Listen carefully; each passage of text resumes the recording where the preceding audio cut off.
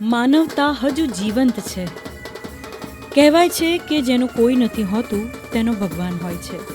વડોદરાના સમતા વિસ્તારમાં આવેલી વૈકુંઠ સોસાયટીએ આજે એક અનોખું ઉદાહરણ પૂરું પાડ્યું છે.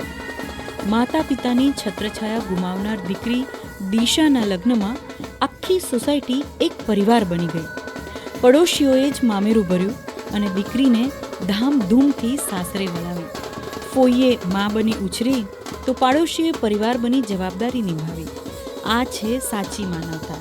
જ્યારે આખું વિશ્વ સ્વાર્થ પાછળ દોડે છે ત્યારે આવી ઘટનાઓ હૃદયમાં હૂંફ ભરી દે છે.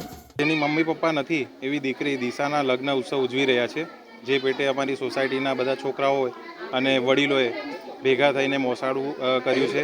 આજે અમને અમારી જ દીકરી પરણાવતા હોય એટલો આનંદ ઉત્સાહ છે કે જાણે અમારી જ પાસે એને મોટી થઈ છે. પણ અમને એટલી ખુશી છે, દુઃખ પણ છે એને વળાવવાનું, પણ ખુશી બહુ છે વધારે